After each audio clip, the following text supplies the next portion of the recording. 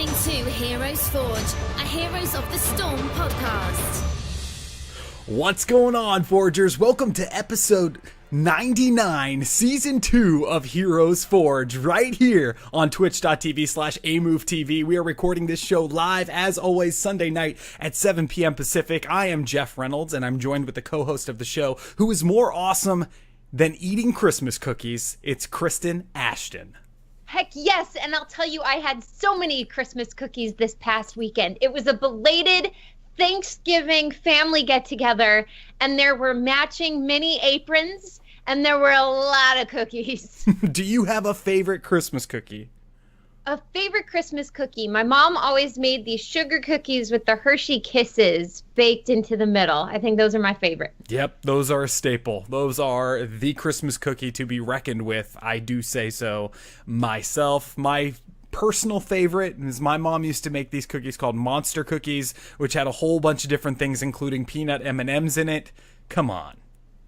So it was basically like the trash bag cookie, but in a better sense, all the good stuff. Yes. Just bags mixed in, throwing some sugar and some dough, and you got yourself a cookie. Absolutely, and it was delicious. Hello to everybody in the chat here on our live recording, and hello to everyone coming over to us from the Blizzard launcher. We are so hyped and thankful for the Blizzard Heroes community team for putting us on the launcher tonight, so the chat will be crowded, and it will be awesome. Let's talk about some of the things that are happening in the game right now, and one of those things is support hero changes. Need I say more?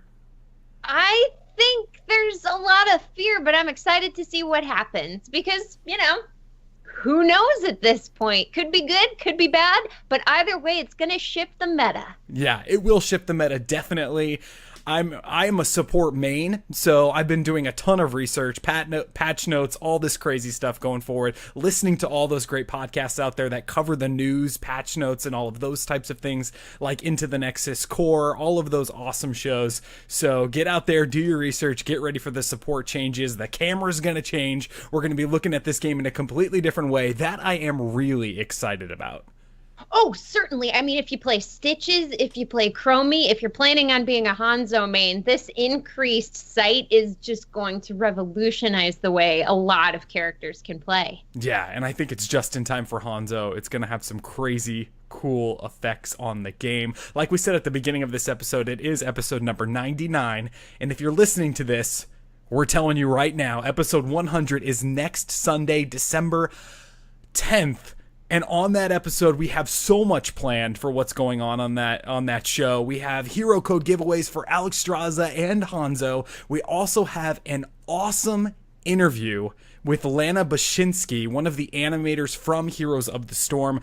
We recorded the interview last Friday, Kristen, and I can't wait to share it with everybody. Yep, it's so an interview you don't want to miss because we get to really break down the animation process, which is fascinating if you've ever wanted to hear about how these characters are brought to life. Yes, and it goes in depth and it'll change the way that you look at the game. I've already played a few games since we recorded the interview, and let me tell you what, you have a different appreciation for all of the work that goes into every single little movement. After you listen to this interview, it will be streamed live just like every week next Sunday at 7 p.m. Pacific on twitch.tv/Amove TV. After that recording is streamed, Chris and I are giving away codes, having a ton of fun, celebrating 2 years of doing Heroes Forge. And what is Heroes Forge? If this is your first time listening to us, we theory craft hero kits every week. Kristen and I pick a character that isn't yet in Heroes of the Storm, and we build those kits up. And we just have a ton of fun coming up with crazy, cool things for all these crazy heroes. That we do. And this week is going to be very, very interesting because there was a wonderful person in the chat last week that told us Core Podcast, a wonderful Heroes podcast. If you haven't heard of it, check it out. Scott Johnson, John Jagger, Bo Schwartz. And they came up with this idea of just a hero. They were talking about how to incorporate lore, which was a really fascinating discussion because how do you communicate who a hero is within the Blizzard universe, within Heroes of the Storm, where you've got maybe the 5 seconds of communication they have with another hero, and then you're out there fighting. Yeah, it's crazy, and they draw a lot of conclusions on that episode of Core, which was their most recent episode, I believe, talking about how Overwatch does things like this right now. They're building the lore of Overwatch through the same sort of way that they could do it in Heroes of the Storm, and it's something that we have talked about on this show multiple times over the last 2 years. We forged characters like the Raven Lord. We talk about how these characters could come to life as playable models in the game, and one of their ideas was to bring a character up from nothing that we don't know anything about. Maybe it's not the Raven Lord. Maybe it's not the Spider Queen. Maybe it's someone else. Exactly. And going off of Blizzard's love of incorporating kind of pop culture-y things like the red shirt guy or even those in-game memorials that are around World of Warcraft, we decided to do the same because these guys we play League with. We are blood at this point. We have died and won together. And so we decided to take this hero named Splood, and give it life within the Nexus. That's right. We are bringing Splood to life. So if you have listened to the episode of Core that involves Splood, you're going to love this. And so, and if you haven't, you're still going to love it. It's going to be a ton of fun. And this character we built just off of the 20 or so minutes that these guys talked about what Splood would be. And let me just say before we get started here, these guys are comedic geniuses. Yes, there is even a Dear Martha letter talking about Splood. That's right. And it is a very touching letter. And it helped fueled us with just enough lore to create Splood for the Nexus. Kristen, fill us in. What do we need to know? Will do. Splood is the greatest champion this world has ever known. It said he once saved an orphanage. It said he can even defeat Diablo all by himself. No matter, looking like a half-inflated water balloon, the great Splood rolls his way across the Nexus in pursuit of glory and victory against his arch-nemesis, Smeg Ma.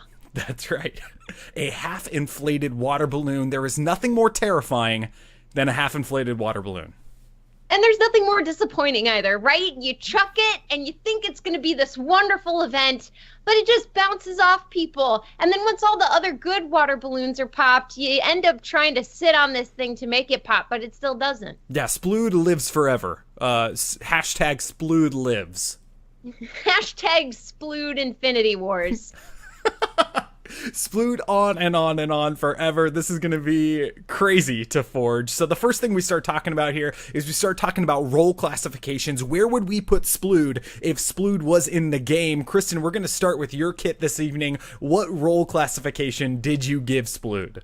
All right. Well, considering Splood is the greatest of all time, I had to go with Assassin. So he's full carry assassin. Are you thinking burst DPS? Are you thinking sustain DPS? I'm thinking a little bit of everything. And the really interesting part is in his trait, which I'm super excited about because I think it would break the game, but I would absolutely love a week to try this out. Let's hear it. What is it? All right. The trait is called Off the Charts. No one could have foreseen just how powerful Splood was going to be during creation. His damage remains the highest anyone has ever seen. It's considered legendary to most. Now, to achieve such a feat, his damage is 0.5 times higher than the highest damage dealer in the game. This means his damage output shifts based on if he needs to catch up to that top damage dealer or not. All right. Okay, I see where you're going with this. This is a very, very interesting idea. So, first of all, before we move forward, what do you imagine Splood looks like in the Nexus? We know that he's a half-inflated water balloon. How big is this guy? He's rolling around. What are your thoughts? Are you thinking Probius size? Because that's kind of where I'm leaning. That we do need to kind of discuss what he would look like, right? I think Probius sized is great. And then because he's a half-inflated water balloon, he'd be kind of droopy looking, right? Like the Eeyore of balloons, where the bottom is really flat. He's a flat tire, you know? He's just limping along as far as balloons can limp. Yeah, is he happy to be in the Nexus? Because I think that he maybe he's out for revenge. I think he would be one of the more motivated characters. If he's the greatest of all time, if he saved an orphanage, and if he can beat Diablo all by himself, he's clearly got an ego. But so how do you take this flat tire character and give it that ego? Yeah, maybe he's just really bored, like Tiger Woods, just the best, so he starts getting in trouble. I like that idea. He is so good. We've got a One Punch Man situation at this point, right? He is just so good. He's got nothing else to do. He sits at home and reads manga all day. Okay, so 0.5% higher than the highest damage dealer in the game. So is this, you're talking about, you're opening up the tab menu, you're looking at the enemy team, you're seeing that Vala on their team is doing a certain amount of hero damage. That affects how much damage you do, or are you talking about straight up native damage that hero does level per level? I'm talking about what you talked about the first time with the Vala. So say Vala is top damage. How much she's putting out will directly affect how much damage you yourself put out. So if you need to catch up because she is just out damaging you, your basic attacks and your abilities will become so much stronger to quickly get you up there. I don't think that you're far off on this at all, actually. I think that how cool would it be to have a hero in the game that adapted to whatever the enemy team was picking in the draft? So if you were to pick Splood at the end of the draft, after they had drafted all these massive DPS characters on the enemy team, that's a really cool counter. Now, maybe the numbers would have to be crunched and fixed, obviously, but that's a cool idea. Yeah, and I mean, maybe he's incredibly squishy too, right? So he dies easily. He has the potential to carry his team to victory, but maybe he pops easily. Who knows, right? There are different ways you could nerf that. Yeah, it's very cool. I love that trait, and I love how you have to be aware of what's going on to know how much damage you're going to be able to do as you continue battling. Totally. Very cool. Next thing we talk about is mounts.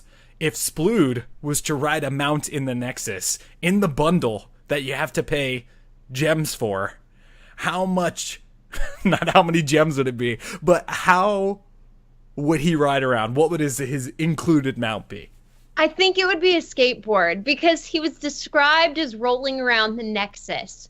And I think he would look ridiculously awesome on a skateboard. Because then you could go with the 90s neon color. You could go back to the 80s. You could even do 70s. I mean, you could make this dude look cool. And maybe the variations are based on the decade of style you go with. Oh, so cool. So you're going 80s, 90s, and 2000s.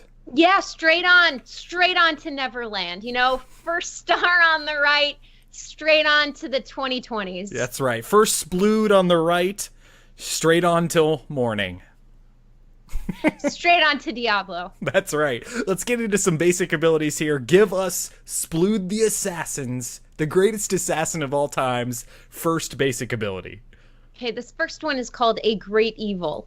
Splood rolls evilly toward his foes. Appearing to be an unassuming water balloon, he makes sure all understand the pain of being popped.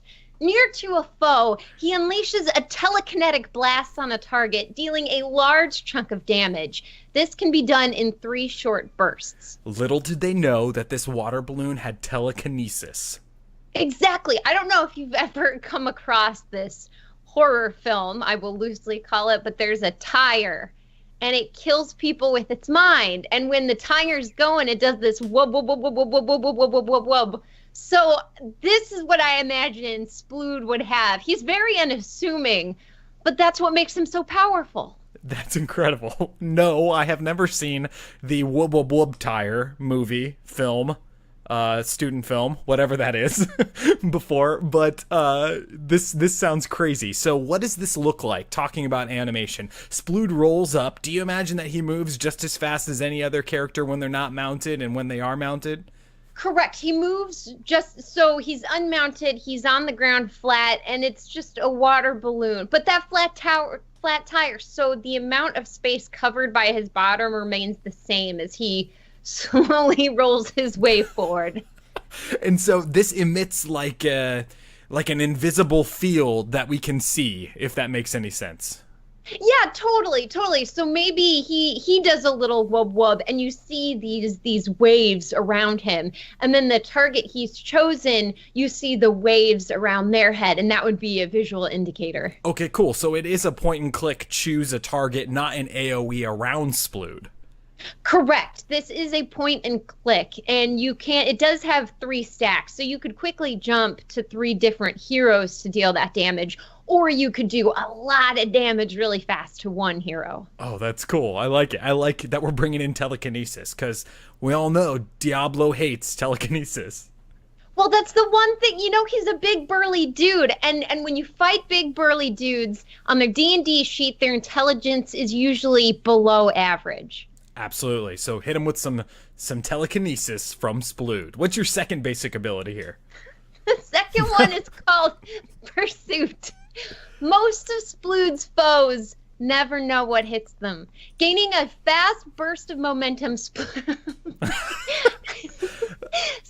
shoots himself after a target enemy. If he hits them, they are blinded and feared as they try desperately to pull Splood off of their face. Oh my. So we were going to try to do this seriously, but I don't think it's going to work. This is serious. Oh, it's a I serious was remembering a joke from last week. It was great. You got to listen to that episode of Core. It'll make you laugh just as hard as we are laughing now. So, he's going to fling his actual body at them, right? And if he hits them, he is part of them. So, like, he's going wherever they go. Exactly. And you know how fear kind of makes you dance a little bit? The whole idea is that he's jumped onto their face and they're trying to pull him off because they can't see and they can't do anything but try and wrench this thing like a starfish you're trying to peel off your face. Great. So, I mean, this could be scary. This is like a Dahaka Ultimate, but on a basic ability. Yeah, very much so. I love it. So it's obviously going to have a smaller cooldown. It's going to have, this ability, though, is going to also be able to be used to reposition Splood in a way where you're going to be riding this enemy character. How does it work when you get off? I would imagine you would simply just peel and fall to the ground, right? Because I wouldn't imagine he's very acrobatic. I would imagine he's just a limp balloon. That's right. Very limp. Great. Okay, that's Pursuit. Let's get on to the next basic ability before we lose it even further. And what's this one? All right, this one is called Rubber Meets the Road. Now this I love because you couple it with the W. Now getting himself heated up, Splood's body becomes liquid rubber, sticking to up to 3 enemies. And when it does that, you hold them together and that deals damage over time. However, you can also focus one enemy and after a few brief moments, if you're on just one enemy, you stick them to the ground. Okay, so Splood is able to move while doing this? He can, like, collect enemy heroes on him and move in that direction? Yeah, sort of, I guess. I don't like the idea that if he jumps on them, he could control them. So maybe if other enemies get too close, maybe that's the thing, right?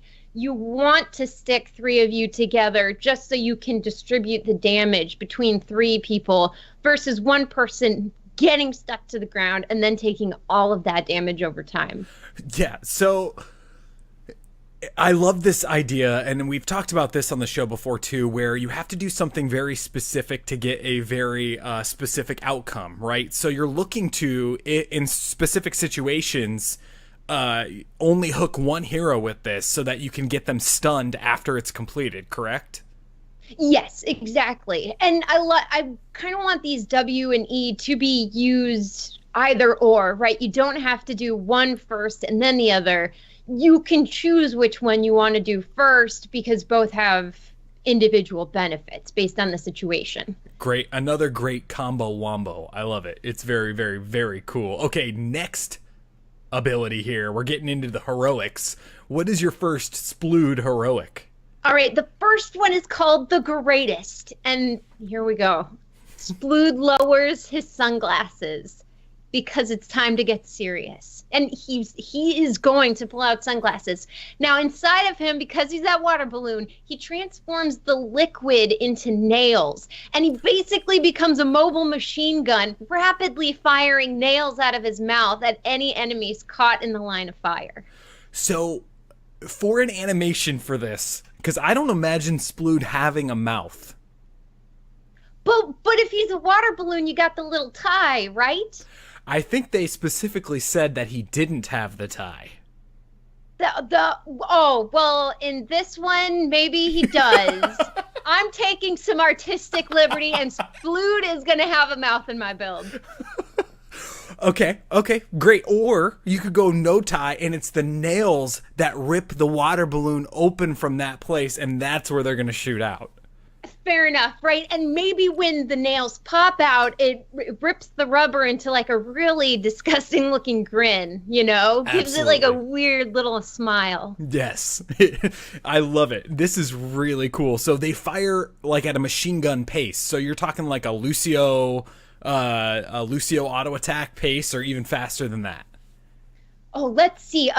Probably about that pace, maybe a little bit faster, but very much straight line like Cho'Gall, the Shadow Bolt volley. Okay. Faster to control, too. I don't want it to feel as slow as that. I want this to feel very targeted and like you can do a lot of damage. Okay, so you are controlling where the bullets are going. It's not working like a Cassia Fend where it's just going in it's hitting everybody in this area. You have to actually choose where it's aimed. Exactly. I love it. And the animation idea is great. And it is the greatest. I mean, he is the greatest. Second heroic. What are you thinking there? All right, this one's for you, Bo. The second heroic, we are bringing the Splooge Spray into existence. This is a must. All right. When truly tested, Splood knows the greatest sacrifice to his team is himself. Rolling into the middle of battle, he inflates himself until his little balloon body bursts, showering the enemy in acidic goo that eats away at them with damage over time. So this is like the Splood heroic version of Azul Poison Nova. Yes, it is. And instead of, you know how the Poison Nova goes out, there's a chance it's more you can like miss. It goes up and down, right? So it covers the area so you don't miss anybody who's within the area where the spray is going out. Okay, so this is like an explosion. Yes. An explosion. But there we go. An explosion. I like it. So you're talking a lot of damage here, obviously. This guy's sacrificing his life. Does he die and come back like a Junkrat, or is this like a ton of damage and you actually die? This is the 5-minute I'm dying scene. Tears are rolling down the faces. Everyone knows you're going in. The music swells. You can't even play the game because the tears are missing so hard.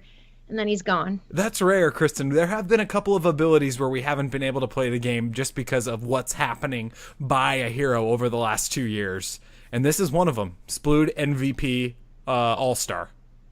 Yeah, if you take this, that is guaranteed. It's written into the code. I love it. This is incredible. I mean, the fact that we can forge a hero, come up with an idea for a hero just after this tiny little bit of lore that we were given. And just like any other character we talk about on this show, what would they be like in Heroes of the Storm? We can come up with some of that lore as we go if we don't really know it all.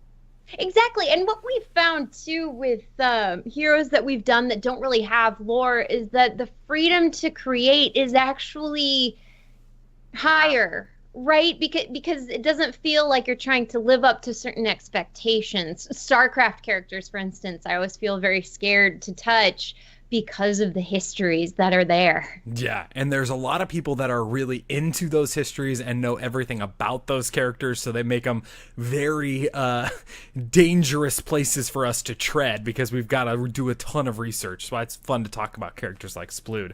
All right, before we get into my kit, Kristen, how do you sum up your whole Splood build? What are you going to say? I'm going to call it the Splood-tude. Perfect. We want to thank all of our current supporters on patreon.com/HeroesForge for helping support this show and helping it go week after week. We're on episode 99. Next week is episode 100. Don't forget, lots of code giveaways and an awesome animation interview next week, 7 p.m. Pacific, twitch.tv/Amove TV. Let's get into some different types of Splood over here, because I'm going with the support kit. How can you be the greatest of all time if you go with the support, Jeff? Well, this was done before I heard about the nerfs.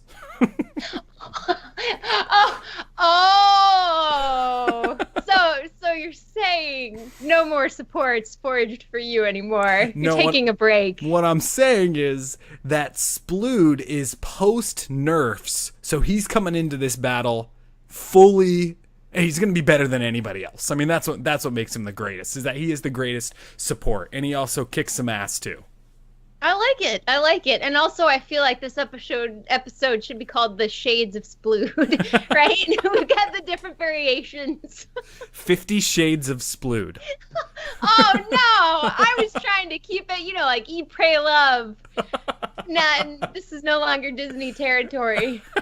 Let's get into some support ideas here with the trait I'm calling Splood Squish. Everyone knows that Splood is the most powerful OP hero to ever enter the Nexus. If Splood was president, he would be president of the world with a 99% approval rating, only tarnished by the disapproval from other heroes in the game. His power is so great, but he doesn't forget how he got there in the first place. With the help of others. We're re-entering Disney territory here. And he wants to repay the favor.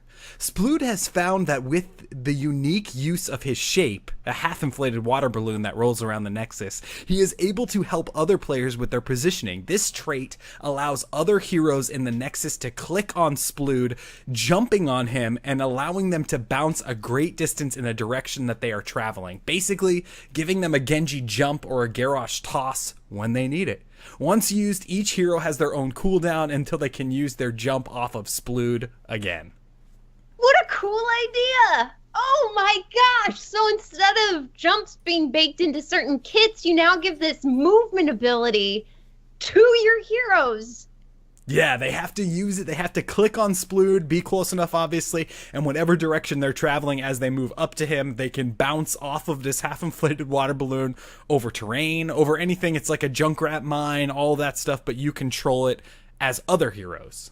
That's amazing. So do you see him basically being a frontline on retreat so that your heroes can catch up, use him to distance themselves from the enemies?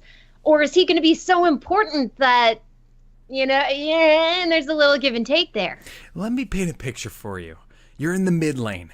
You're going out there. You've got a character, maybe it's, Vala or whatever that just dives a little too deep. Hashtag Bronze League. Way up there in the middle, right? Gets taken out, killed. The rest of the team is rallying in front of Splood. Splood is supporting his team with all these other abilities we're talking about. But Vala comes back from the Hall of Storms. She's running as fast as she can, clicks on Splood, boing, jumps up, right back in the middle of the battle. Or, like you said, to escape. Tons of different ways you can use it. That's great, too. And imagine being able to have a dive team without a dive hero. Suddenly you are part of the dive meta and all you needed was Splood. And imagine like an Artanis swap with a Splood bounce. I mean, or something crazy. You could do a bunch of different stuff with this. What? So an Artanis swap with a Splood bounce? How would that work? So let's say somebody's chasing down Splood. And it's like everybody's trying to get out of wherever they are. Maybe they're standing on Volskaya trying to get out of the point because they're about to lose the battle. Someone's chasing down Splood. Artanis swaps with that character that's chasing him down, and then Artanis can use the bounce to get out of there. And you can probably find some cool offensive ways to use that too. There we go. That is a really neat idea. So as far as mounting goes, I said that he wouldn't ride a mount just because he's the greatest. You know, he just doesn't need it. So he just moves faster. Well, it keeps to the lore that we have that he simply rolls around the Nexus. That's right. The very little lore that we have. And speaking of lore, this next basic ability, this one's for you, Bo. Splooge Spray, but on a basic ability.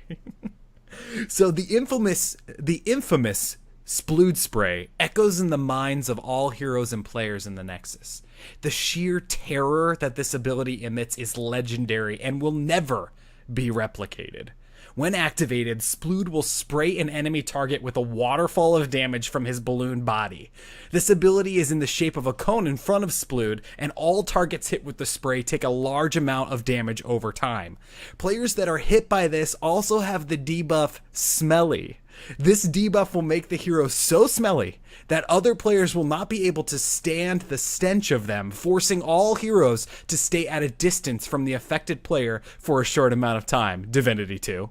I was going to say, that is some nice work with putting a Divinity 2 thing in there. And I like that idea. So how big is this area of smelly you're thinking? It's not super huge. I would say it's probably the size of like one of Zul's activated traits, right? That circle is not very big, but you can imagine that talented into something like this, it could get bigger, and how that would affect the enemy team's positioning would be crazy, right? Let's imagine that the tank has that on there and you're trying to hug your tank to do whatever it is, but you can't get closer, you're just pushed away.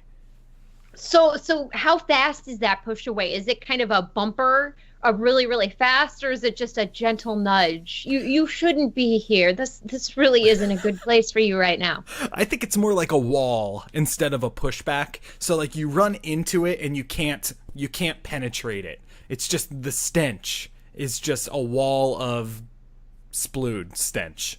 Yeah, okay, cool. I like that idea, that it's that invisible wall, because then you get rid of that whole idea of needing to bounce anything off, which would be horrendous in terms of trying to position with your team.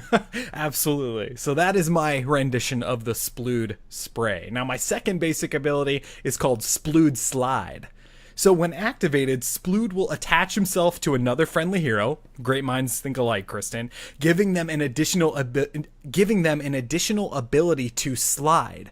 This works a lot like a Guardian slide in Destiny, allowing the player to activate it to slide on the ground for a short distance. This slide can pass through other heroes, but not terrain. When riding the hero, Splood is able to use all of his basic abilities and attack like an Abathur hat, but for Splood, it's referred to as the Splood Sombrero. Oh, that's adorable. Does he take the shape of a sombrero? It's more like a half-inflated water balloon on your head. Oh, that's fair. That's fair. Oh, the weight, it's too much. It didn't have the proper structure underneath to keep it half. Oh. It's adorable. I love this slide, but that's the half-inflated water balloon. You're giving your characters, in a way, that wall ride ability where you're able to pass through enemy heroes. You're able to, negate body blocks, things like that, when you can slide through hard-to-fit areas.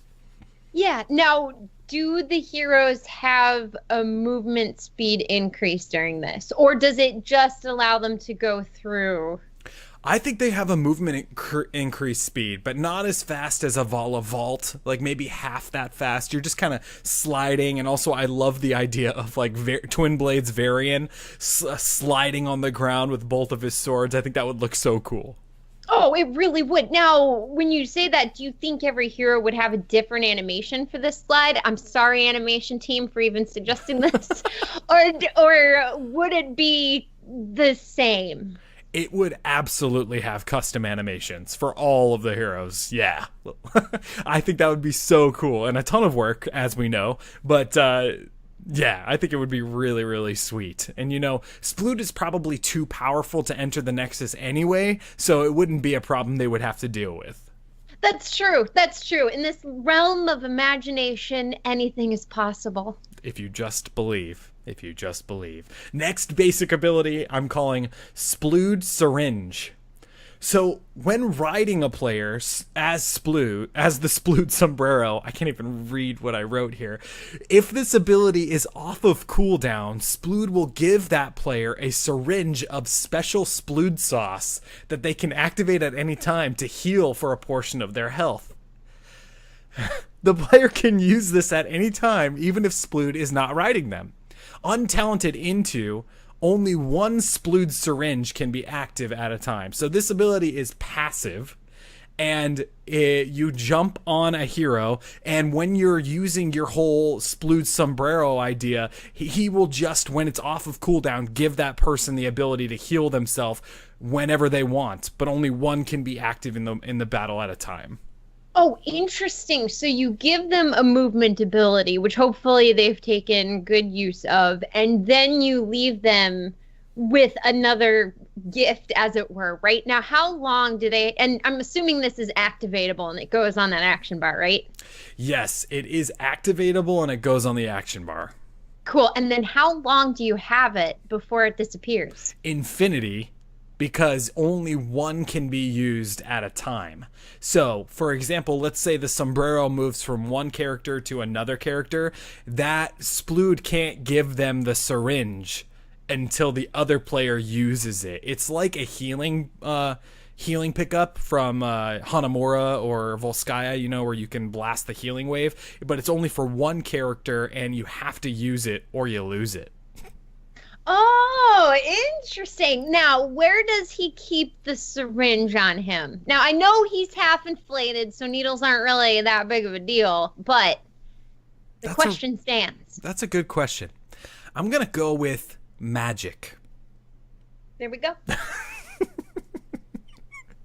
It's a magic syringe, and if you're a water balloon, you don't really ever want to deal with syringes, but if you're Splud, you don't care. Perfect. Greatest of all time. That's right.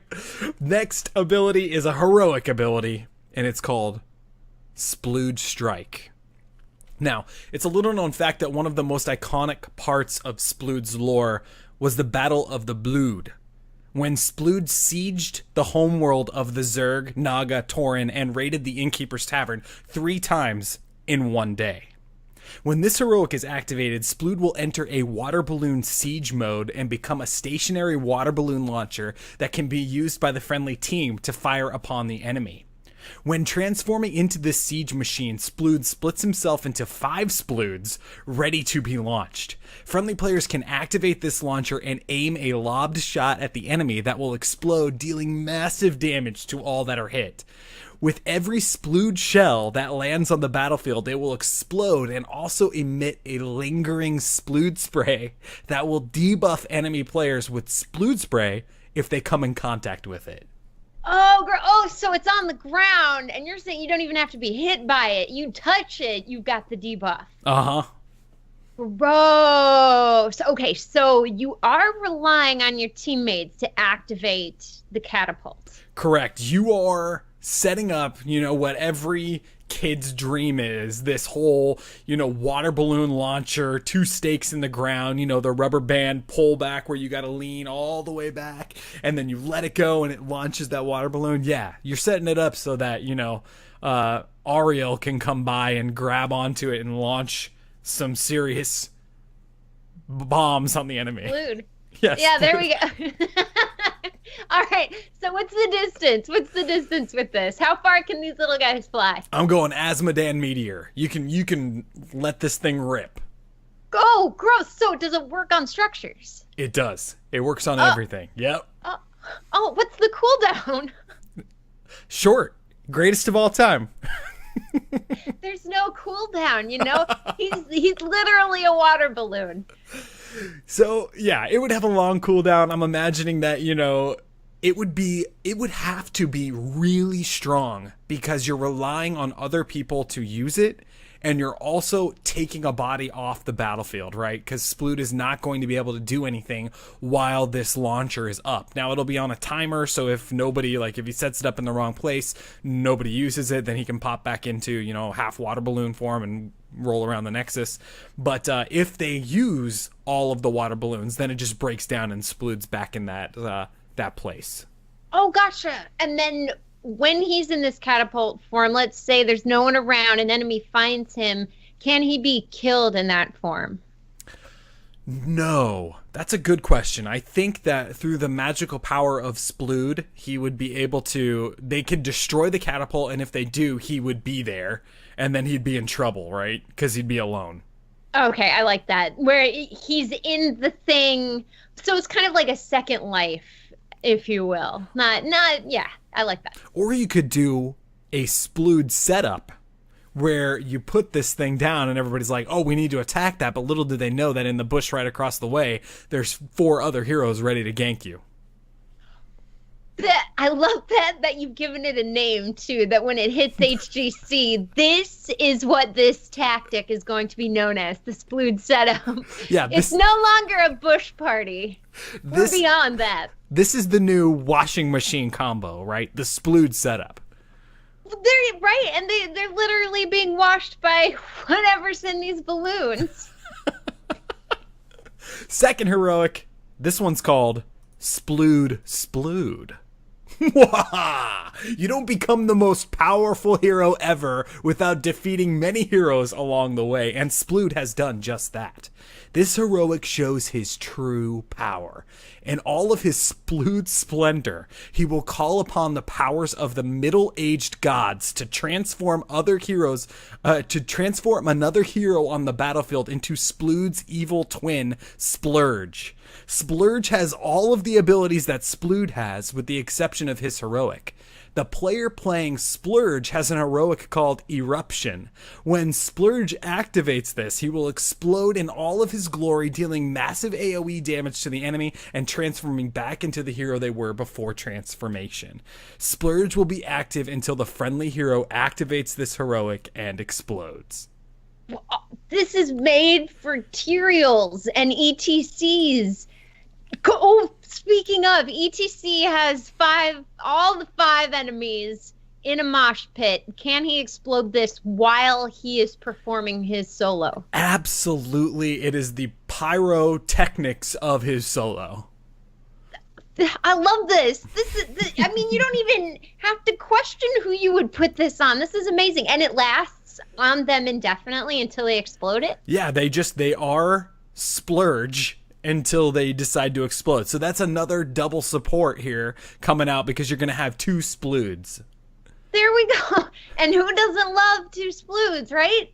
I mean, 2 Splood or not 2 Splood? That's the question we need to answer here this evening. The answer is yes.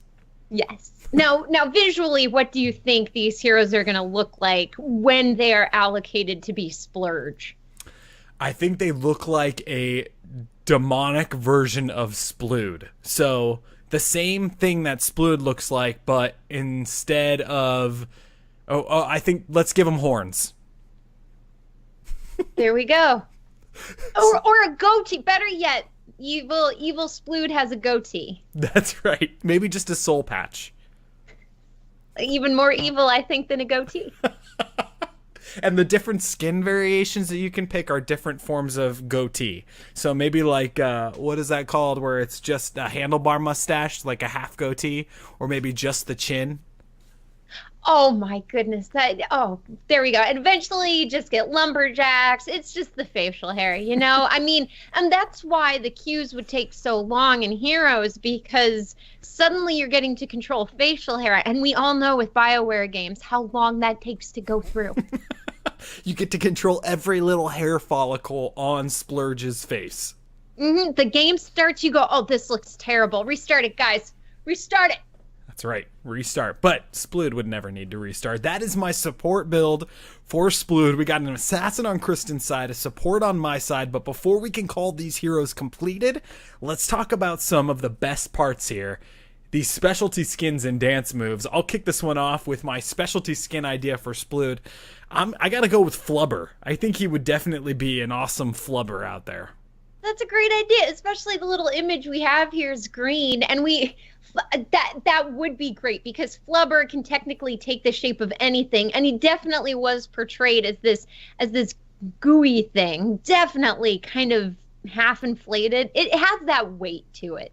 Absolutely. And you know what else is interesting? You know, when you were growing up and you would go to the grocery store and you'd put a quarter in the machine and turn it and it would come out with like one of those sticky hands that you could, you know, flick at things and it would pick up all the lint and hair around your house and stuff. That's my second idea. Dirty 5 seconds in.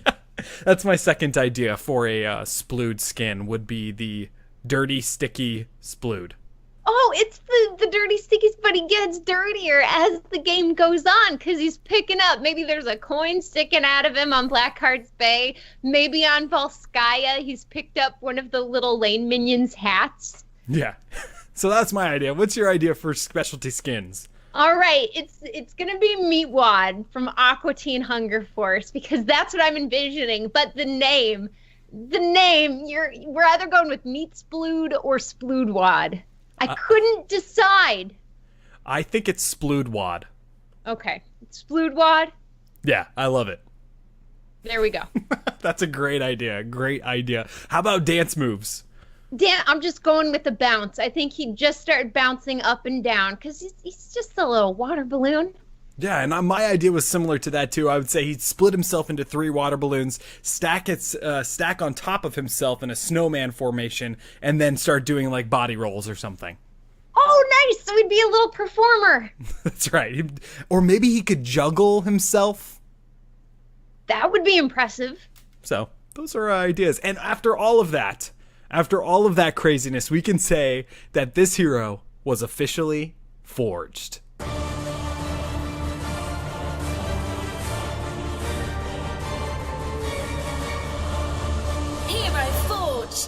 Incredible ideas, core guys. This is really, really great stuff to be able to work with and a ton of fun to just come up with some crazy crap. Yeah, and I love, like I said before earlier in the show, I love getting to play with characters that don't really have that much of a background because then the slate is blank and you can basically do whatever you want. Yeah, and you know, all fun and games aside, there are some ideas in here that I do think would be able to work in the Nexus, right? I mean, talking about your trait over there, or even giving somebody the ability to have a jump if you are near a character. You know, basically we have that now with Junkrat's Mine, right? So you can use that in a way, but you're relying on someone else to activate it for you to get out of where you don't want to be. I mean, there's a lot of ideas in here that I think would make their way into the Nexus on heroes that we haven't seen yet. Yeah, definitely. And of course, as the heroes become more diverse, the ideas that power them become that much, I don't want to say crazier because it's not a negative connotation, but I guess that much more inventive. Absolutely. And you know, there's a ton of different ideas out there, which is really what's inspiring for what heroes are coming to the Nexus next. And it's crazy to me that we can do 99 episodes of this and still theory craft, and maybe they wouldn't work in the game, but just cool abilities. And I can only imagine what the brilliant minds at Blizzard are thinking about when they come up with new characters. It's awesome. Yeah, exactly. And they can't even talk about it. It's that cool. Yeah. But yeah, no, it's nice to be at this point and realize that there's no limit to the imagination, and that if you're willing to say, yes, let's try that, some really cool things can evolve when you say yes. Absolutely. It's like playing D&D or doing an improv exercise. Just say yes.